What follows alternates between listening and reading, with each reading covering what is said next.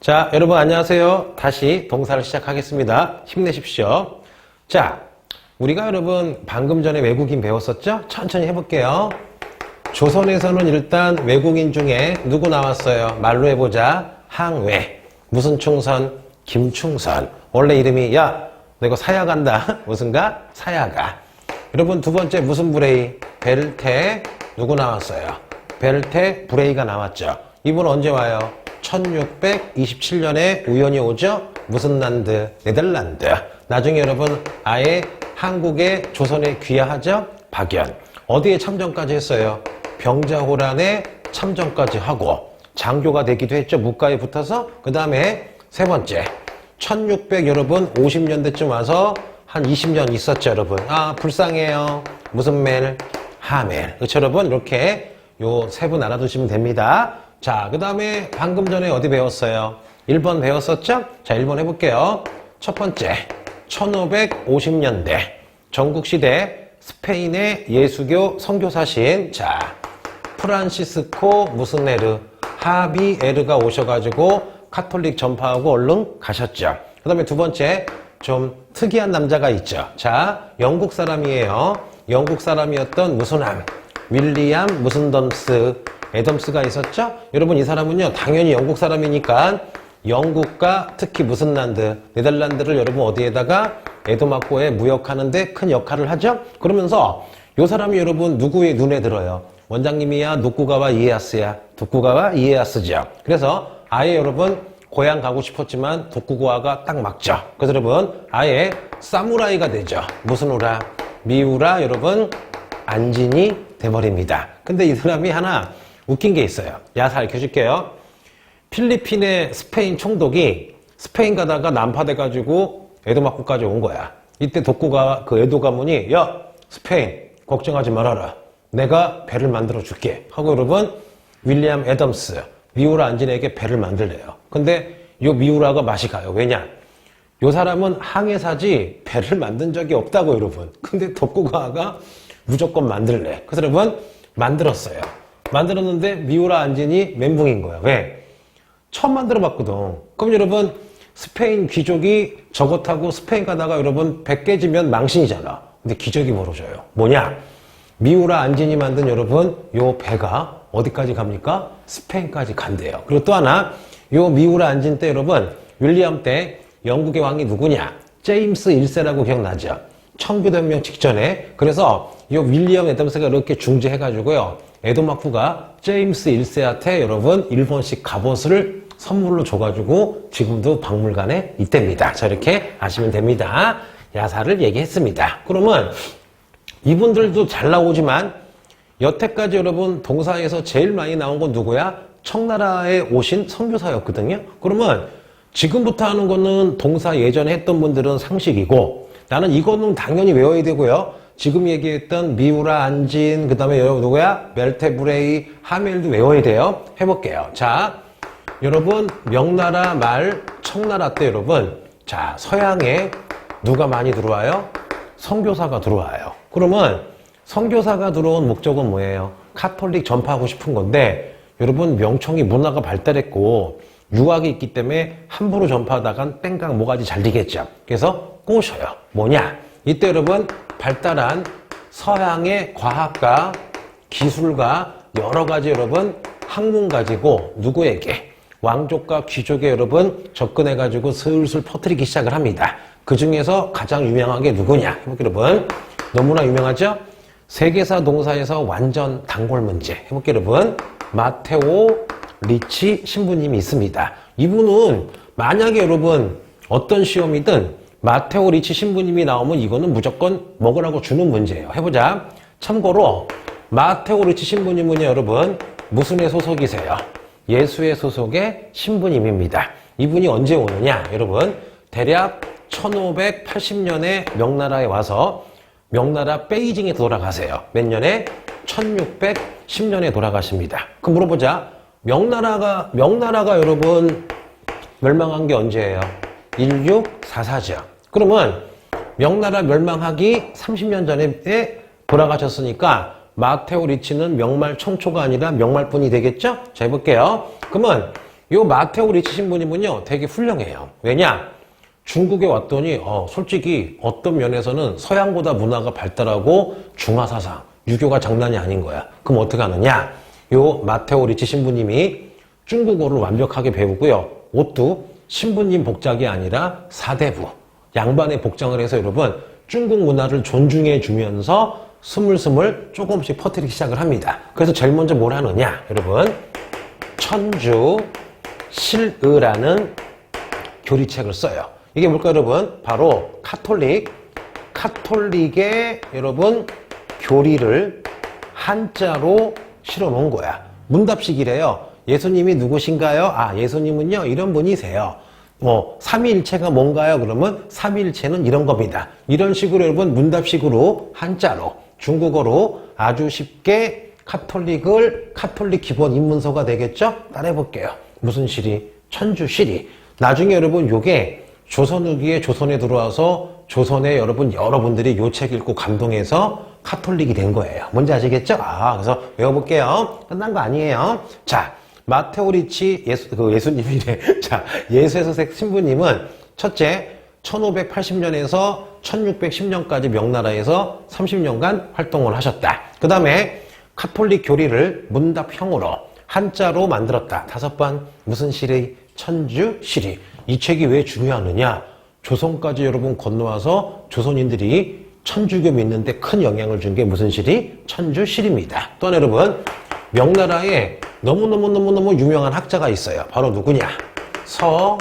서광계인데, 요 서광계와 마테오 리치 신부님이 여러분 신물 앞에서 여러분 뭐를 만드느냐? 기하 여러분 원본이라는 여러분 기하학 아시죠? 유클리드의 기하학, 그 책을 여러분 한자로 만듭니다. 그래서 여러분 이 이후에 서양의 수학이 어떻게 돼요? 명청에 와가지고 엄청나게 수학이 발달하게 되는 거야. 그래서 명나라 때 명나라의 유명한 학자인 천재예요. 서광계 할아버지랑 마테오 리치 할아버지가 뭐를 만들었다? 기하 원본이라는 책을 써가지고 서양의 기하학을 드디어 중국에 많이 알렸다. 참고로 여러분, 다른 얘기인데 청나라 때 제일 잘 나갔던 황제가 누구예요? 강희제 아시죠? 강희제 취미가 뭔지 알아요? 미적분 푸는 게 취미였대요. 기하학이라. 자, 볼게요. 자, 여기까지 했습니다. 그래서 참고로 여러분, 이 서광계가 얼마나 천재냐? 이분이 봤더니 와, 서양의 학문이 장난이 아닌 거예요. 근데 이분 때 여러분 후금의 무슨하치가 누르하치가 너무 힘이 센 거야. 그래서 이 서광계가 여러분 마카오에 가서 포르투갈한테 여러분 무슨 포를 사와요? 홍이포를 사와요. 이 홍이포를 수십 개 사와서 11개를 여러분 혹시 알래나? 영원성을 지키고 있던 여러분 원숭안 장군에게 줘요. 그러면 서광계가 산 홍이포를 영원성의 원숭안 장군에게 줬다가 요 11개 대포 가지고 1626년 여러분 영원성 전투에서 요 홍이포로 바로 누구를 죽이는 거야? 누르하치를 죽이는 거예요. 그러면 거슬러 올라가면 여러분 마테오 리치랑 서광계의 기하 원본인데 요 서광계가 누구를 죽인 사람이야? 굳이 얘기하면 누르하치를 죽인 거죠. 그래서 효과가 입증이 돼가지고요. 이 서광계가 홍이포 역시 대단하군 해서 여러분 400개에서 1000개 정도 여러분 홍이포 만드시다가 이제 어떻게 해요? 명말 직전에 돌아가시는 분이야. 장난 아니죠? 자, 됐고 서광계와 마테오 리치의 무슨 원본? 기하 원본 기억하세요. 그런데 여태까지 나왔던 것 중에 수능이나 모의고사에 가장 많이 나오는 마테오 리치의 업적이 있습니다. 해보죠, 여러분. 자, 내가 한번 어설프지만 지도를 그려보겠습니다. 자, 이렇게 여러분 지도를 그릴게요. 오, 나름대로 잘 그리죠. 자, 여러분. 자, 여러분 지금 지도랑 거의 비슷하죠, 여러분. 그럼 뭐냐? 그 마테오 리치가 여러분 당시에 세계 지도를 그립니다. 그 지도를 따라해볼게요. 자, 해보자. 고녀, 만국, 전도라는 세계 지도를 그려요. 여기 몇 년도냐? 연도 알아두면 그냥 좋겠죠? 1602년이야. 근데 이게 왜 충격이냐? 이 지도 때문에 중국인, 조선인, 베트남 애들이 띵 하고 멘붕이 와요. 왜냐, 여러분? 중국은요, 봐봐. 이게 세상이면 가운데 중국이 있고 여기에 뭐 유럽이 있고 여러분 이런 식으로 해서 중국이 가운데 있고 제일 큰지 알았어요. 근데 여러분 요 고뇨 만국 전도를 보니까 중국이 여러분 크긴 크지만 요만해. 이게 중국이야. 그럼 여러분 중국 말고도 엄청나게 큰 나라가 누구냐? 러시아가 더 커요. 그러니까 중국 여러분 중심이 아니죠. 중심은 여러분 오히려 아니잖아. 그러다 보니까 중국의 학자들이 고뇨 만국 전도를 보고 이야 우리가 세상의 중심인 줄 알았는데 알고 봤더니 진짜 세상의 부분이구나. 게다가 기준마다 틀리겠지만 중앙에 있지 않겠구나. 와 우리 크지 않구나. 해서 여러분 요 고뇨 만국 전도는 중국과 아시아 지식인들의 요게 답이에요. 세계관의 큰 변화 내지는 세계관에 엄청 큰 충격을 준 거야. 야 중국이 중화 전 세계 짱인 줄 알았더니 고뇨 만국 전도를 봤더니 우리가 중심이 아니었구나. 그래서 여러분 마테오 리치의 업적 중에 제일 큰 게 바로 무슨 만국 전도? 고뇨 만국 전도입니다. 연도 몇 년도? 1602년. 그러면 자 재미있는 얘기 보자. 1602년에다가 1만 더 해봐요. 뭐야? 1603년. 무슨 막부가 생겨요? 에도 막부. 거기다 1만 더 해봐요. 1604년부터 일본의 에도 막부가 무슨 장무역? 슈인장무역, 주인장무역. 언제까지 가요? 1635년. 이걸 왜 자꾸 하느냐? 여러분들 이제 그 혼자 공부하다가 그냥 문제 있으면 답만 탁 체크하면 안 돼. 그러면은 물론 그것도 효과가 있겠지만 그거보다 5배, 10배 효과가 있으려면은 어떤 지문을 잘 본 다음에 답이 1번이면 왜 1번인지 분석을 하고 그 다음에 지문인 2, 3, 4, 5번도 이렇게 보면서 슈인장무역이 나왔다. 예를 들면 답이 아닌데 그러면 머릿속에 주인장무역은 에도막부 1604년에서 35년 이렇게 한 번씩만 툭툭 쳐도 여러분 계속 복습이 되니까 나중에 헷갈리지가 않는다고. 그래서 시간이 그래봐야 조금 더 걸리거든요. 근데 시간 여러분 조금 더 써가지고 잘 맞으면 그게 짱이지. 그게 공부하기 편하겠죠? 자 볼게요. 그래서 여러분 지금 우리 무슨 리치를 다 했어요? 마테오 리치를 다 했습니다. 그만에 말로 해볼게. 자 1580년에서 1610년까지 마테오 리치 할아버지는 첫째 예수의 선교사다. 두 번째 무슨 시리? 천주시리라는 한자로 천주교 교리 문답서를 만들었다. 두 번째 서광계 할아버지와 여러분 무슨 원본? 기하 원본이라는 책을 썼다. 세 번째 중국 지식인들에게 세계관에 충격을 주는 여러분 고뇨 만국전도를 1602년에 만들었다. 요거만 딱 기억하시면 됩니다. 그런데 이 마테오 리치 할아버지가 봤더니 중국 사람들이 달력, 여러분 우리가 그 달력을 무슨 법이라 그래요? 역법에 관심이 많은 거야. 왜냐? 중국이나 여러분 베트남이나 조선이나 농경사회니까 달력이 정확해야 되잖아요. 그러면 달력 연구해 볼게요. 자, 원나라 때 여러분 이슬람의 과학 가지고 원나라 때 나름대로 정확한 달력이 나왔죠. 원수. 그 달력을 무슨 역이라 불러요? 수시리역. 무슨 역? 수시리역이에요. 그런데 요 수시리역이 우리 고려 건너와서 고려도 무슨 역이었어요? 수시리역이었죠. 그런데 조선시대 무슨 대왕이? 세종대왕이 수시력에다가 조금 여러분 가미를 해서 국사 시간에 배웠죠? 우리 역사 최초로 조선의 한양을 기준으로 천체를 관측해서 수시력과 조선의 과학을 여러분 접목해서 무슨 산이라는 칠정산이라는 달력을 만들었어요. 그러면 고려 말부터 세종대왕 때까지 우리도 무슨 역을 썼어요? 수시력을 썼죠. 근데 문제는 뭐냐? 여러분 제가 알기로는요. 요 수시력이 365일 2324로 나눴대. 근접하긴 한데 조금 차이가 난대요. 그랬을 때 우리의 마테오 리치 신부님이 예수에다가 전화 걸어요. 농담이고 예수에다가 저기요. 이 중국 애들은 중국 분들은 굉장히 역법, 달력을 중요시 여긴다. 그래서 선교사 중에 달력, 역법을 잘하는 사람을 보내달라고 편지 보내고 돌아가세요. 그리고 마테오 리치가 여러분 죽은 지 10년 있다가 해볼게요 여러분. 누가 등장하시느냐? 여러분 이건 잘 나와요. 무슨 샬? 아담 샬이라는 신부님이 옵니다. 해보자. 여러분 아담 샬도 바로 무슨 애? 예수의 소속 무슨 님이세요? 신부님. 선교사세요. 이분은 대략 1620년에 명나라 도착해서 1660년쯤 돌아가세요. 그럼 이분은 마테오 리치보다 몇 년 더 있는 거야? 40년 더 있는 거죠. 그럼 이분은 자 명나라 어디에 와서 말기에 와서 여러분 청나라 어디까지 초기까지 활동한 분이시죠. 강희제도 본 사람이 알았어요? 자 그럼 해보자. 이 아담샬은요 오자마자 여러분 요게 답이에요. 요 아담샬은 중국에 오자마자 태음역에다가 중국의 여러분 과학을 섞어서 아주 정확한 여러분 따라해 볼게요. 시헌역이라는 달력을 만듭니다. 그러면 여태까지 우리가 배웠던 여러분 수시리역, 칠정상보다 거의 완벽하게 여러분 정확한 달력을 뭐라 그래요? 시헌역이야.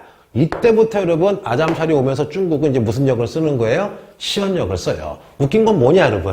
조선도 임난 끝나고 조선 후기에 달력이 여러분 정확해야지 농사를 잘 질 수가 있잖아요. 그래서 조선 후기도 여러분 세종대왕이 만드셨던 무슨 산? 칠정산을 버리고요. 외우지 마세요. 김육이라는 아주 훌륭한 그 관리가 있었거든요. 이분이 여러분 건의해서 조선 후기도 자 여러분 따라해 볼게요. 무슨 역을 씁니까? 시헌역을 씁니다. 그러면 자 마테오 리치 신부님 다음에 10년 있다가 샬샬샬이야 아담샬이야. 아담샬이 오셔서 예수의 신부님이고 정확한 달력인 5번 무슨 역을 만들었다? 시헌역, 시헌역. 이거 누가 썼다? 조선 후기도 시헌역을 썼다. 됐고요. 세 번째. 근데 여러분 잠깐만 또 재미 얘기 해보자. 1600 여러분 36년에 우리가 어서 패해요. 병자호란에 패해서 남한산성 삼전도의 굴욕이고 조선의 왕자들이 여러분 청나라 인질로 가요. 이때 인조의 첫째 아들이 누구냐? 여러분 인조의 첫째 아들이 소현세자예요. 그러면 자 병자호란 때 인조의 첫째 아들인 소현세자가 여러분 청나라에 뭘로 가요? 인질로 갔을 때 여러분 누구를 만나느냐? 여러분 따라해 볼게요. 바로 지금 배운 무슨 샤를 만나는 거야? 아담샤를 만나요. 그래서 여러분 아담샤를 만나서 이 아담샬로부터 서양의 천주교 과학기술을 많이 배웠나 봐. 근데 문제는 뭐냐? 이 소현세자가 여러분 10년 만에 조선에 오니까 약간 야사긴 한데 맞는 것 같아요. 인조가 소현을 죽였다는 설이 있어요. 왜냐? 인조 입장에서는 정미호란, 병자호란으로 청나라가 원수고 나쁜 놈인데 이 소현세자는 맨 처음에 잡혀갔을 때 청나라 미워하다가 깨달은 거야. 야, 청나라 오랑캐라 되게 싫어했는데 내가 인질 가서 겪어봤더니 와 문화라든가 여러 가지 뭐 발전이 장난이 아닌 거야. 그래서 오히려 소현은 청나라를 조금 배우자, 서양도 배우자 그런 거였나 봐. 그러다 보니까 인조 입장에서는 아니 이놈이 우리 조선이 청나라에게 엄청 두드려 맞고 청나라가 원수인데 청나라를 좋아해? 저 그런 감정이 있었나 봐. 물론 여러분 여기에는 많은 사건이 있어요. 왜냐? 수많은 사람들이 인조와 소현세자 사이에 끼어들어서 여러분 이간질도 하고 여러 가지가 있었거든요. 그래서 여러분 소현세자가 조선에 온 지 얼마 안 돼가지고 온 몸이 시커매돼가지고 죽어요. 잠깐만 여러분. 니네 사람이요. 독을 먹고 죽으면 피부가 시커매지는 거 알죠? 그래서 정사 같아. 정사에 의하면은 한 의사가 전하 소현세자 몸이 시커멓다. 이거 조사해보자 했더니 인조가 야 시끄러 묻어 그냥 묻어요. 그리고 웃긴 건 뭐냐 소현세자의 부인이 있었거든요. 강빈이라고. 갑자기 인조가 자기 며느리인데 싸가지 없다고 죽여요. 그리고 강씨 부인 집안도 다 죽여요. 그리고 소현세자에게는 아들 3명이 있었거든요. 그러면 소현세자가 죽었으면 어리지만 얘가 왕이 되면 되잖아. 다 귀양 보내고 소현세자의 여러분 동생이었던 복림백운일 왕을 삼는데 바로 이 사람이 바로 북벌했던 무슨 종이 되는 거야? 효종이 되는 거야. 그래서 여러분 제 얘기만 들어봐도 조금 약간 뭐 음모가 느껴지죠? 됐습니다 여러분. 그래서 지금 무슨 샬까지 했습니까? 아담샬. 무슨 샬? 아담샬 하면 2가지 외울게요. 시헌역. 무슨 역? 시헌역. 누구와 교류했다? 병자호란 때 끌려간 누구? 소현세자. 불쌍한 사람이죠? 자, 아버지에게 독살당한 듯 합니다. 자, 그 다음에 여러분 해보자. 1700 여러분 50년대쯤 요때 왕은 청나라의 무슨 제예요? 걸룡제인데 자, 요거 하기 전에 여러분 잠깐 얘기해 줄게요. 여러분 대략 1650년쯤에 문제가 터져요. 뭐냐? 재밌게 볼게요. 지금 예수의 신부님들이 자, 명나라, 청나라에서 선교하고 있죠. 근데 예수의 신부님들이 좀 융통성이 있어요. 뭐냐?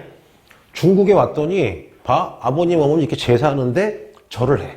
이때 마테오 리치가 야, 저 절하는 거는 우상숭배라기보다는 요 중국 애들의 문화다. 죽은 엄마, 아버지, 할아버지를 공경하는 마음이니까 이건 우상숭배가 아니다. 해서 여러분, 예수에는 뭐를 인정했어요? 제사를 인정했어요. 그런데 도미니크파인가? 도미니크파. 모르겠다. 여러분, 약간 헷갈리는데 예수의 말고도 또 신부님들의 집단이 있어요. 요 도미니크가 딱 왔는데 이 사람들도 자기네 그 같은 카톨릭이지만 자기들도 이렇게 포교를 하고 싶은데 예수회가 꽉 잡고 있는 거야. 그리고 약간 같은 카톨릭이지만 교리가 틀려요. 그래서 도미니크 신부님들이 보기에는 저 예수회 나쁜 놈들. 지금 중국 애들이 제사는 우상 숭배인데 예수회가 제사를 인정하는 거야. 그러니까 어떻게 해요? 도미니크파가 이탈리아에 있는 교황 할아버지에게 이상한 얘기를 해요. 교황 할아버지, 왜? 중국의 예수회 애들이요, 이상한 미신 숭배를 허용을 한대. 그러니까 요 교황 할아버지가 좀 몰랐는지 편지를 보내요. 야, 예수회, 나 교황인데 니네 중국 왕한테 얘기해서 청나라 황제한테 제사 금지하라고 해라 하는데 예수의 멘붕이죠. 야, 지금 청나라 눈치 보고 있는데 아무것도 모르는 교황이 야, 제사 금지라고 하는 거야. 근데 문제는 뭐냐? 예수회는요, 완전 군대식 조직이야. 뭐냐? 예수회에서 가장 짱이 누구예요? 교황이야. 교황이 얘기하면 여러분 죽어야 돼. 그랬을 때 예수회가 교황이 명령한 거잖아. 그래서 청나라 왕실한테 저기요, 이게 교리가 바뀌었어요. 이제 제사 지내면 안 돼요 라고 하는 순간 청나라 멘붕 오겠죠. 야, 일로 와봐. 너 서양 오랑캐. 너 과학 좀 있고 잔재주가 있어서 우리가 이뻐해 줬는데 제사를 지내지 말래? 야, 우리 중국에서 가장 중요한 거는 유교다. 유교에서 가장 중요한 단어가 뭐다? 효다. 효가 돼야지 충고하는 거잖아요, 여러분. 아들이 아버님, 어머님에게 잘하듯이 신하가 임금에게 잘한다. 여러분, 효에서 충이 오는 거라고. 그러면 효와 충으로 우리 유교가 이어지고 있는데 이거의 결정체가 뭐야? 제사가 바로 효충의 가장 중요한 거란 말이야. 그런데 갑자기 여러분 요 신부님들이 제사 지내지 말래. 그러니까 청나라가 야, 하얀 오랑캐야. 니네 오랑캐가 우리의 전통 예의를 무시해? Get out here. 영어 잘하죠? 나가! 하고 여러분 다 내쫓아요. 이거를 뭐라 그러느냐? 따라해보자. 전례 문제라고 부릅니다. 무슨 문제? 전례 문제. 그러면 전례 문제가야 전통 예의인 제사를 갑자기 카톨릭이 청나라한테 지내지 말라고 했더니 청나라가 우리의 전통 예절인 제사를 무시해? 다 나가! 하고 여러분 이때 17세기 중반부터 선교사들이 엄청나게 거의 다 쫓겨납니다. 근데 이게 양쪽 다 안 좋아요. 왜냐? 전례 문제로 여러분 선교사를 거의 다 내쫓다 보니까 이제 어떻게 해요? 서양에 발달된 과학과 지식이 안 들어오게 되죠. 몇 년간? 딱 100년간. 그러면 100년 동안 서양은 막 산업혁명, 시민혁명, 계몽주의로 엄청나게 발전하는데 전례 문제 이후에 야, 귀를 딱 닫아버리니까 어떻게 해요, 여러분? 격차가 엄청나게 크게 되겠죠. 그 와중에 나중에 여러분 서양 애들이 뭐야? 기관총, 증기선, 새로운 여러분 총 만들어가지고 딱 쳐들어온 게 무슨 전쟁인 거야? 아편 전쟁인 거죠. 그래서 어찌 보면 여러분 전례 문제가 조금 중국사 입장에서는 아깝긴 해요. 그래서 외울게요. 명청 초기에 많이 들어와서 서양의 과학과 기술을 전파해주던 선교사가 왕창 쫓겨났다. 5번 무슨 문제? 전례 문제. 무슨 문제? 전례 문제. 그러면 요 전례 문제 핵심은 무슨 사예요? 제사 문제가 되는 거죠. 근데 여러분 여기서 내가 아까 내 말을 잘 들어봐요. 100% 다 쫓겨난 거야? 대부분이야. 대부분이야. 왜냐? 어떤 신부님은 저기요, 저는 제사 신경 안 쓸 테니까 저는 그냥 있을게요 라고 했는데 그림을 잘 그려. 건축을 잘해. 그런 신부님들 여러분 몇 분 남겨둡니다. 그 중에 하나가 누구냐? 무슨 샬? 아담 샬. 하나가 누구냐? 해볼게요 여러분. 1750년대 여러분 권룡제가 잘 나가고 있을 때 특이한 여러분 신부님이 있었어요. 이 신부님이 누구냐?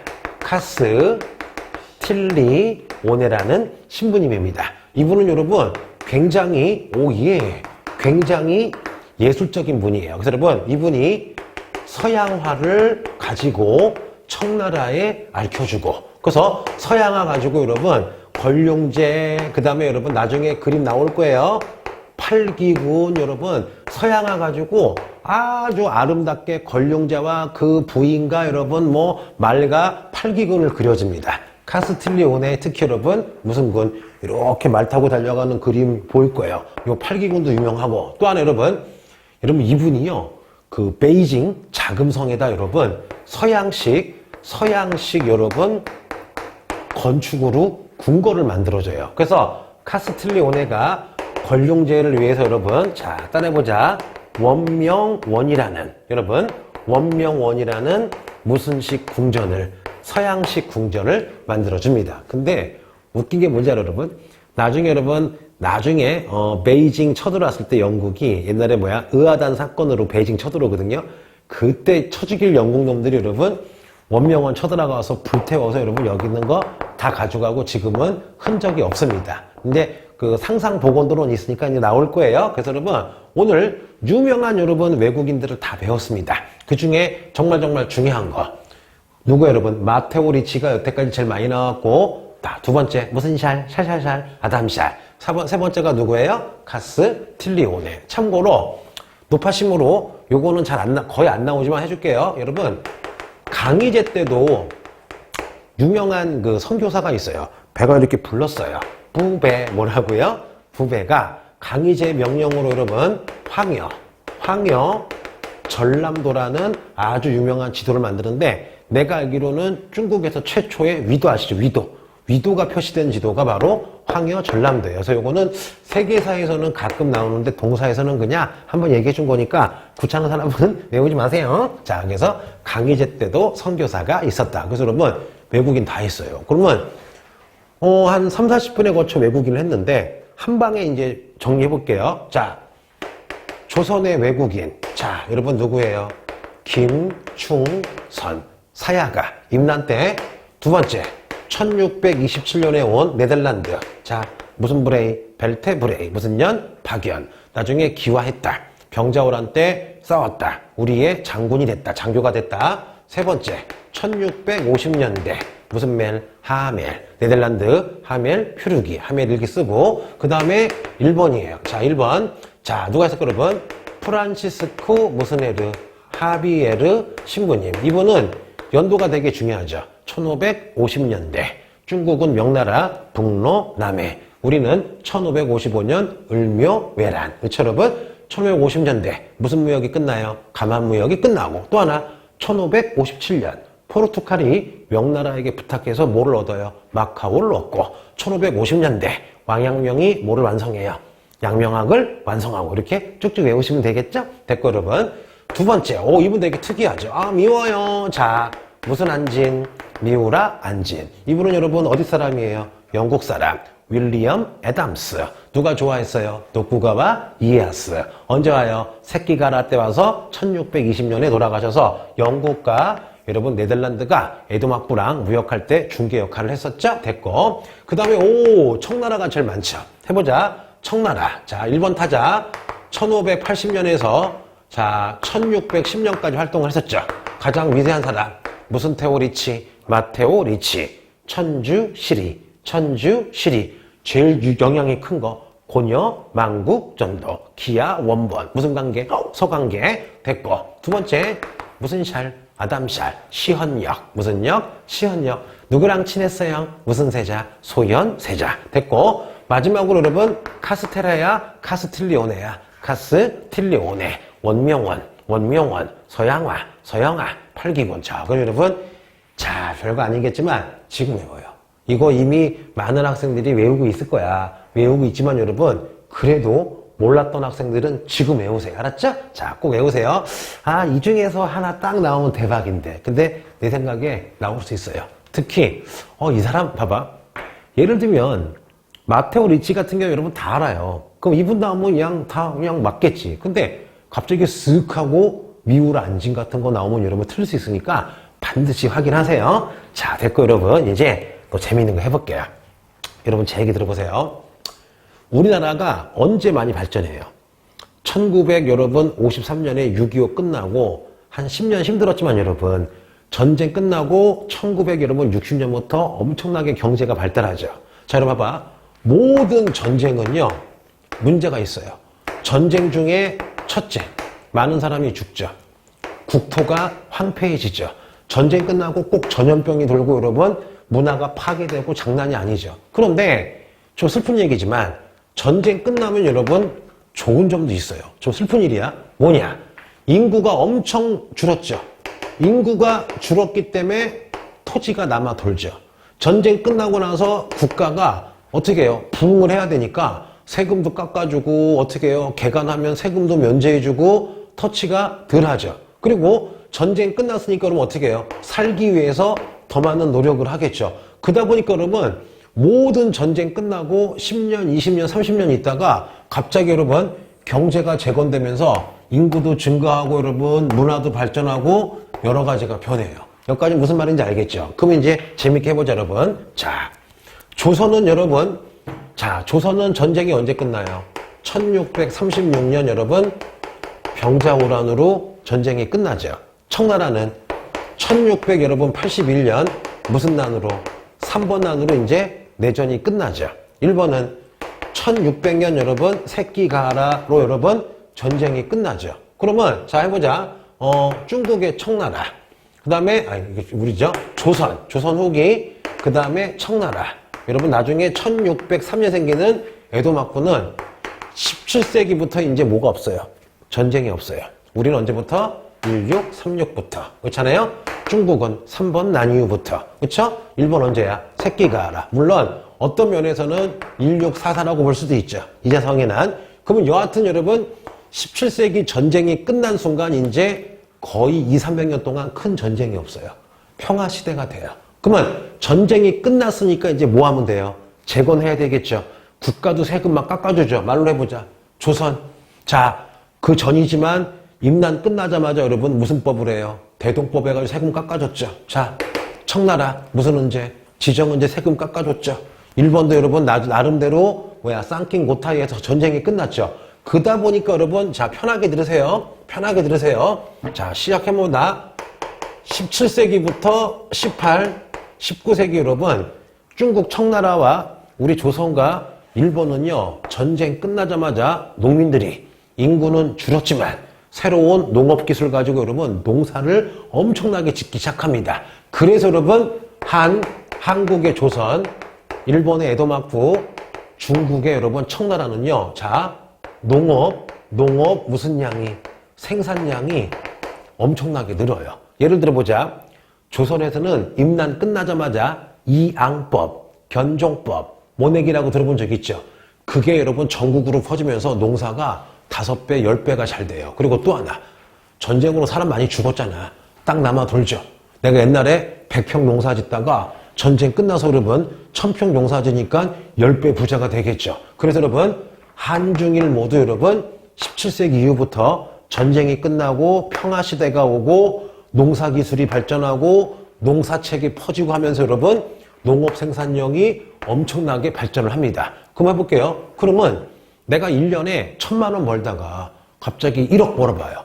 10배로 벌면 좋은 게 뭐야? 예전에는 여러분 1000만 원이면 자식 한두 명도 키우기 힘들잖아. 근데 내가 여러분 연봉이 1억이면 자식 3~4명도 키우겠죠. 여러분 17, 18, 19세기 농업 생산량이 늘어서 여러분 갑자기 삼국에 뭐가 증가해요? 인구가 증가해요. 예를 들면 중국은 1억 5천에서 200년 만에 4억 5천이 되고요. 조선도 1100만 명에서 1600만 명이 되고요. 일본 황당해요.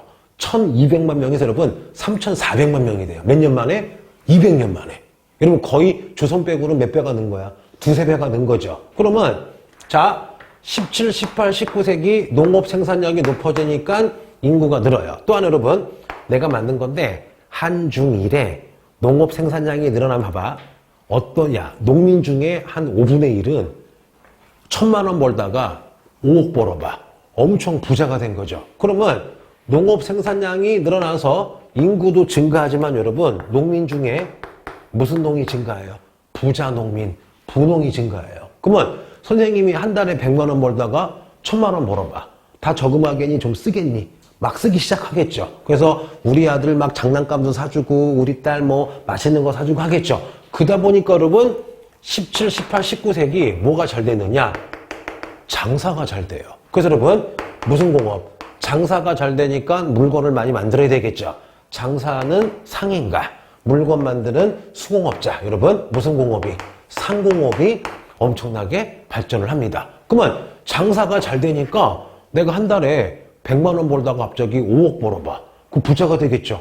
그럼 막 지점도 생기겠죠. 막 더 많이 가게도 내겠죠. 나중에 여러분 그냥 상인이 아니라 무슨 벌이 되겠어요? 재벌이 되겠죠. 그래서 여러분 17, 18, 19세기 한중일 때 여러분 엄청나게 돈 많이 번 누가 등장해요? 상인이 등장합니다. 그래서 여러분 외우지 마세요. 조선에서는 자 누가 등장하느냐? 여러분 허생전 보면은 허생원이 변부자 찾아가서 5만 양을 끈 다음에 전국의 모든 물건을 매점 해석했죠. 그럼 그때 5만 양이 지금 한 5천억 되겠죠. 그러면 조선 후기에 엄청나게 재벌을 뭐라 그러느냐? 보고라는 사람이 등장하고, 중국에 나중에 할 거예요. 산시상인, 무슨 저우상인, 휘저우상인, 또 일본의 존인, 여러분 이렇게 상인들이 등장을 해요. 그러면 상공업 발달하고 여러분 상인이 등장하니까 물어보자. 상인들 농촌에 살아요? 도시에 살아요? 도시죠. 봐봐 여러분. 그러면 장사가 잘 되면 시장이 형성이 되겠죠. 그러면 시장이 형성이 되면 상인들은 시장 근처에 살아야 되겠죠. 그러면 시장이 점점 여러분 커지겠죠. 바로 여러분 각 나라에 따라해볼게요. 뭐가 발달해요?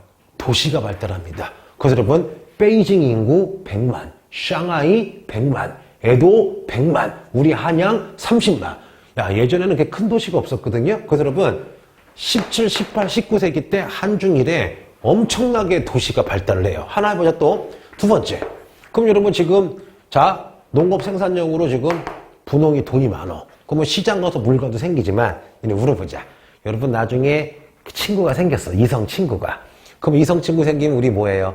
극장 가서 영화도 보고 차도 마시고 여러분 뭐 PC방 가서 하겠죠. 그러면 솔직히 여러분 예나 지금이나 우리가 문화생활을 즐기려면 뭐니 해도 무슨 뭐니? 쇼미더머니야 돈이야. 돈이 필요하겠죠. 근데 여러분 이제 17, 18, 19세기 분홍들, 농민들이 좀 돈이 넉넉해. 내가 100만 원 벌다가 여러분 한 400쯤 벌면은 조금 여유가 생겼잖아요. 그러면 시장 가서 맛있는 거 사 먹고 연극도 벌고 놀겠죠. 그래서 여러분 17, 18, 19세기 때 한중일 공통으로 와 이제는 지배층의 문화가 아니라 여러분 이제 무슨 문화가 꼽히기 시작해요?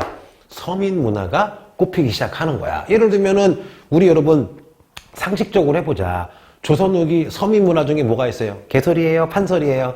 판소리, 뭐 한글 소설. 그 다음에 여러분 나중에 배우겠지만 청나라 때 쟁쟁쟁 하고 막 기무술하는 거 있죠. 무슨 그 경극, 일본의 무슨 가부키 같은 게 있죠. 그래서 여러분 그 전에는 없던 무슨 문화가 등장해요? 서민 문화가 등장하는 거야. 또 하나 마지막으로 해볼게요, 여러분.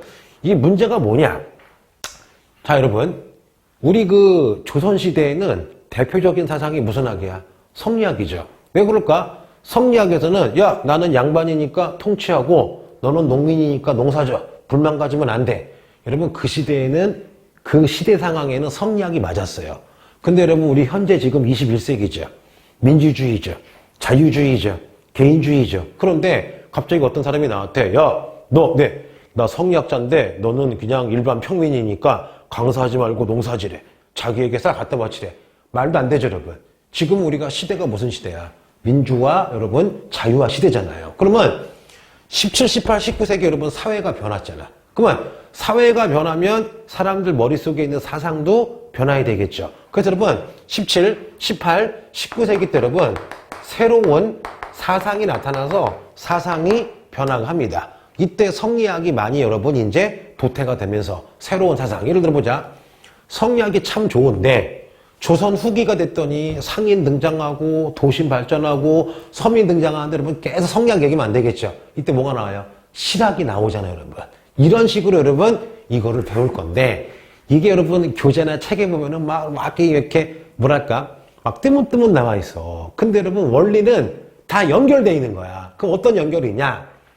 17세기 때 이제 한중일이 청나라, 조선 후기, 에도마포가 전쟁이 끝나고 이제 뭐가 되는 거야? 평화시대가 왔죠. 평화시대가 왔는데 좋은 점은 뭐냐? 전쟁할 땐 나빴지만 전쟁 끝나니까 인구가 급감했죠. 국가에서도 농사 짓는 거 지원해주죠. 그리고 어떻게 해요? 새로운 농사책, 새로운 농사책에 의한 농사기술, 사람들이 잘 살고 싶어하는 마음, 여러분 그런 게 많이 뭉쳐서 농업 생산량이 엄청 증가하죠. 그거를 우리 조선 후기로 얘기하면은 무슨 법? 이양법. 가로치고 무슨 내기? 모내기를 하면 생산량은 5배, 생산량은 5배, 노동력은 5분의 1로 준대요. 한마디로 뭐야? 100만 원 벌 거 1000만 원 벌 수 있다고요. 그러면 사람들이 마침 땅도 비어있네? 인구도 줄었네 여러분? 그럼 조선 후기 많은 분들이 무슨 법을 해요? 이양법 가로치고 모내기에서 여러분 농업 생산량이 증가가 됐어요. 그러면 일단은 무슨 농이 등장해요? 한중일 부자 농민이 등장하겠죠. 그럼 내가 100만 원 벌 때는 자식 한 명도 힘들지만 1000만 원 1억 보니까 자식 쑥쑥 낳겠죠. 그러면 농업 생산량으로 인구가 증가해요. 물론 요 인구 증가할 때도 여러 가지 할 거예요. 예를 들면 뭐 의학책이 많이 보급되고 또 하나 명청때 특히 여러분 서양 선교사가 뭐를 갖다 줘요? 고구마, 감자, 옥수수. 이거 여러분 척박하지만 엄청 잘 자라죠. 그래서 여러분 감자, 고구마, 옥수수 때문에 인구가 엄청 증가한 거야. 왜? 보릿고개라 그러죠. 보통 여러분 흉년이 오면은 막 굶어 죽는데 한중일에 고구마, 감자, 옥수수가 전파된 순간부터 거의 암 굶어 죽는 거야. 뭔지 아시겠죠? 그러면 인구 증가하지. 인구 증가했는데 부목 많으니까 뭐 사겠어요? 시장 가서 막 물건 사고 하겠죠. 여러분 상공업 발달하고 당연히 시장도 발달하고 상인들도 대접을 등장하겠죠. 그러면서 뭐가 발달해요? 도시가 발달하죠. 또 하나 그러면서 여러분 분홍들이 어디 가서 놀겠어요? 시장 간 김에 문화 즐기겠죠. 판소리, 경극, 가부키. 그러면서 여러분 이제 서민들이 하나의 사회 세력으로 등장을 했어요. 그러면 성리학은 누구의 전유물이었어요? 지배층의 전유물이었죠. 그 다음에 학자들도 고루한 성리학이 아니라 새로운 시대 서민이나 새로운 시대를 이끌어갈 여러분 사상이 필요하겠죠. 그래서 여러분 17, 18, 19세기 때 한중일 여러분 사상이 변하는 거야. 예를 들어보자. 예를 들면 청나라에서는 여러분 이제 성리학, 양명학보다는 무슨 학이 나와요? 고증학이 나오고 또 하나 명나라 말기에 성리학과 양명학은 너무 인격만 수양한다. 지금 백성들이 굶어 죽고 아파 죽고 있고 농사 못 지고 있으면은 우리가 백성들에게 실용적인 학문을 하자. 뭐가 나오는 거야? 실학이 나오는 거죠. 조선 후기 또 여러분 우리도 실학이 나오고 그렇죠? 또 하나 일본 에도마포에서는 네덜란드 서양의 의학이 장난이 아니야. 사람을 해부해가지고 병을 잘 고치네? 그러면 우리 전통 의학이 아니라 바로 뭐야? 서양의 의학을 배우자. 난각고, 난학이 나오잖아요, 여러분. 그러면서 여러 가지 사상의 변화가 나오는데 여러분 이거를 이제 하나하나 다 해줄 거예요. 그러면 여기서 제일 많이 나오는 건 뭘까? 서민문화. 그럼 여러분 잠깐만 지금 하는 거 아니에요. 다음 주에 할 건데 그냥 맛만 보여줄게요. 그래서요 6개, 7개 덩어리를 할 건데 이거 은근 잘 나오고 은근 많이 틀리는 학생들이 있어. 그럼 해보자. 일단은 맛만 보여주는 거예요. 자, 여러분 여차여차해서 조선 후기에 서민문화가 나왔죠. 말로 해보자. 다음 주에 할 거예요. 대표적으로 여러분 무슨 소리? 판소리. 그치? 그 다음에 끝없이 길어지는 무슨 시죠? 사설시죠. 그 다음에 세 번째 서민들이 즐기는 무슨화? 미나. 그런데 요 미나는 서민들이 즐기고 전문 화가들이 서민들의 노는 모습을 그린 그림도 있죠. 그 그림을 무슨 화라 불러요? 풍속화. 네 번째 여러분 자 시장에서 뭐야? 탈춤 같은 거 하겠죠. 가면극 같은 거 우리 여러분 하겠죠. 그 다음에 다섯 번째 한글 많이 아니까 무슨 소설이 유행하겠어요? 한글 소설, 춘향전, 그렇죠? 심청전. 여러분 이거면 다야. 그러면 빨리 볼게요. 에도막부는요 상인들이 돈을 많이 벌어서 에도막부의 여러분 서민 문화를 무슨 문화라 불러요? 존인 문화라 불러요. 그러면 여러분 자 하얗게 분칠하고 일본 이렇게 오페라 같은 거 알죠? 이렇게 하는 거. 자 우리의 판소리 청나라 경극에 해당하는 무슨 키가 있어요? 가부키. 그렇죠? 그 다음에 자 지붕에서 사람 몸만한 인형을 막 해서 놓고 인형들이 춤추는 게 있어요. 이걸 우리가 무슨 낙후라 불러요? 분낙후. 또 하나 우리의 미나에 해당하는 여러분 우키요에라는 서양이래 일본의 그림인데 판화인데 채색을 해가지고 아주 아름답게 대량 생산하는 일종의 신문 겸 미나를 뭐라 그래요? 우키요에라 그럽니다. 그러면 조선 후기 했고, 여러분, 에도 막부. 자, 에도 시대 서민 문화 뭐라고요? 상인 문화인 조닌 문화다. 가부키, 분나쿠, 우키요인데, 여러분 중국은요, 누구랑 같이 가야 돼요? 명청이랑 같이 가야 돼요. 자, 명청도 여러분, 자, 소설이 굉장히 유행을 했다. 근데 여러분, 요거 잠깐만 해줄게. 자, 여러분, 명나라, 청나라 소설 해볼게요. 명나라, 해보자. 명나라 때 여러분, 바로 그 유명한 삼국지연의가 완성됩니다. 그 다음에, 자, 수호지도 완성이 됩니다. 손오공 나오는 무슨 유기? 서유기. 나쁜 여자. 자, 어떤 아줌마가 주인공인데 좀 약간 나쁜 아줌마 나와요. 무슨 매? 금병매가 여러분 명때 만들어져가지고 청때도 모이겠죠. 그러면 청때 만들어진 거. MC몽이에요? 홍루몽이에요? 무슨 몽? 홍루몽. 그쵸? 그 다음에 이거 잘 나와요. 우리의 양반전이랑 똑같은 무슨 회사? 유림회사. 뭐라고요? 유림회사. 그 다음에 귀신 얘기인 요제지인데 미안한데 이거 외우세요. 이거는 동사색에서 잘 나오고 갑자기는 요즘에 매일 홍루몽 나오다가 갑자기 요즘에 무슨 회사 나와요? 유림회사가 많이 나오거든요. 또 하나 여러분 청나라 때 베이징을 중심으로 여러분 알죠? 이렇게 화려한 분장하고 깨갱하고 막 춤추고 무술하는 거 있죠. 자, 청나라 때 무슨 극이 나옵니까? 경극. 근데 중요한 건 경극은 명때 안 나와요. 경극은 언제 때야? 청 때만 있습니다. 또 하나 우리의 민화에 해당하는 여러분 요거는 요즘 나온 새로운 개념인데 무슨 연화예요. 다시 한국의 조선 후기에 서민들이 즐긴 그림이 미나.